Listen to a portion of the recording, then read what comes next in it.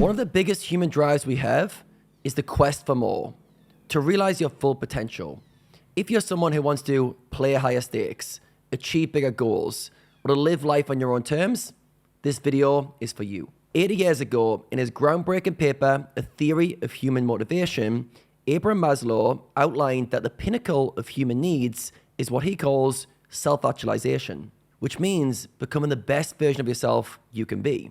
Think about that. The highest need we have is to be the best version of ourselves. Yet, we often feel stuck. We go through long periods of life feeling like we're not making progress towards the things that matter to us. And on a deeper level, we feel like we're not the person we need to be in order to achieve our goals. Fortunately, there's a way out, which I'm going to share with you in this video. Once you understand how it works and apply it to your life, everything changes. In this video, you're going to learn the power of identity and how it keeps you stuck, how challenges are your opportunities for growth, why who you are now is not good enough and what to do about it, and how to become the version of yourself who can achieve your goals. The power of identity. So to show you how this works, I want to use the analogy of playing an adventure video game. When you start a game, you first choose your character. He's often not very special to begin with and can just do basic things. You then set out on a path that suits your character's strengths and passions. From there, you take on challenging quests that push your character to grow. These quests are tough and require you to use all the skills you have and to acquire new ones. As you complete quests, your character gains experience points and learns new abilities. You might unlock special powers or discover hidden talents. Over time, your character masters their skills, becoming a legendary hero with unique abilities. They are confident, powerful, and ready to take on any challenge. The character they are at the end of the game is almost unrecognizable from the character that started. Now, when it comes to a video game, it's easy to see the steps you need to take to win. Choose your path, take on challenges, learn and level up your character, master your skills, become the hero. Now, what most people fail to realize is that life is one big video game. You are the lead character on a quest to achieve your goals. The first problem you run into is you get too attached to your current character. People say things like, this is me. This is how I am. I'm sure growing up, you've developed lots of habits, behaviors, and ways of thinking which aren't in alignment with that high stakes crusher that you want to be. You might think that you don't have what it takes based on your past experiences. But here's the thing. This is just the current version of you, not the final version. You don't need to get too attached to what you've been able to achieve in the past because you're capable of so much more in the future. Growing up, I was a really skinny kid.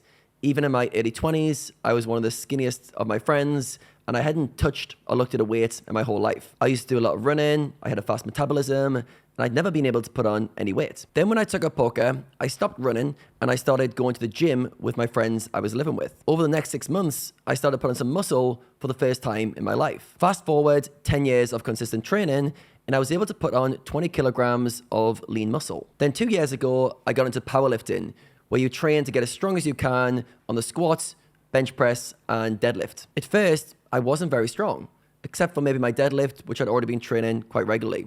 Now I've been able to add 100 kilograms to my lifts without putting on any body weight, and I competed in my first powerlifting event a few months ago. I'm probably one of the strongest people in my gym, despite not being one of the biggest. And people will often say, wow, you're strong, as if it's a natural skill I've always had. In my head, I'm thinking, well, not long ago, I was skinny and weak. I'm strong because I trained to get strong. And that's a big difference. When we see character traits in others, we often assume they're natural gifts, not things they've had to work on for a long period of time. Maybe you're someone who lacks discipline right now, or you skip your studying. Maybe you lack confidence in your game, or you struggle to see how you're going to beat the level above. This is just the current version of you. The goal is to get better, which leads to lesson number 1. See your character as someone you can improve through training. As you embark on this journey to level up your character, you soon realize things don't always go smoothly. How challenges are opportunities for growth. When you set out to achieve something new, life inevitably tests you. Just like a video game, life presents you with challenges that prevent you from moving to the next level, which leads to the second problem. You see challenges as reasons why you can't, not opportunities for growth. Rather than seeing your limitations as opportunities to improve and level up, you see them as reasons why you can't move forward, which is like starting a video game and thinking your character should already have all the skills and tools they need to beat the end boss. Let's imagine you've decided to shot take higher stakes. You've built up your bankroll, and your confidence is sky high after a win in a few months. And then you get crushed. You lose 5 buy-ins in the first session, then another 5 buy-ins in the second session. That's 20 buy-ins at your previous stake, and it hurts a lot. You decide to move back down and rebuild your role again before shot taking again in a few months. And it happens again. This time, you stop after 5 buy-ins, as it feels inevitable that you'll keep losing if you keep playing. Now your mind starts to get active. Why do I always run so bad when I shot take? Maybe I'm just not good enough. You soon start to fear playing higher and think it would be better just to increase your volume at your normal stake. What you should have been looking for is what can you learn from this experience? How can you turn this challenge into an opportunity to grow? I remember when I first started reg battling $1,000 heads-up sit-and-goes. I'd been playing some of the same players at $500, so I was feeling fairly confident I'd be able to at least hold my own. Then in my first session, I lost 12 buy-ins, which was a brutal, sharp down. It felt like every all-in I lost for 2 hours straight. I knew it was just a small sample, so I decided to just keep playing. In my first month of playing regs every day, I lost 20 buy-ins in chip EV. Not the start I was hoping for. This was really scary at the time, as I was making a lot of enemies at 1Ks by sitting these guys in their lobbies. They could have easily chased me down to my lower stakes and stopped me sitting in those lobbies if they thought they had a good edge on me. When I started to do a deep dive and look at the data, I started to see some big leaks in my game. I had naively thought I was just going to jump in and beat the best players in my format right off the bat. In reality, I had a very one-dimensional strategy at the time that was doing well against some players and getting crushed by some of the better players. I could see where I was being exploited, and I started to understand why I was doing bad against certain aggressive regulars who were attacking my weak spots. This is exactly what I needed to improve my game. The best players in the world pointing out my leaks for me for a small fee of 20,000. I remember my friends at the time asking me, how long can I keep losing at this rate before I have to move down? All I could think was, I'm so much of a better player than I was 1 month ago, and I've got so many more areas that I can improve. There's no way I can keep losing like this. I was also strengthening my character and realizing that I could take the hits and keep coming back stronger. This was my Rocky moment. Over the next 8 months, I learned to love reg battling, and I became one of the best reg battlers in heads-up sit-and-goes, which leads to the second lesson.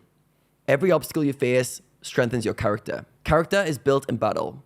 Character and obstacles are your fuel for growth. As long as you can embrace one harsh truth, you aren't good enough yet. The reality is, the current version of you isn't good enough yet. You haven't acquired the skills you need to advance to the higher levels of the game, which is the third problem you face.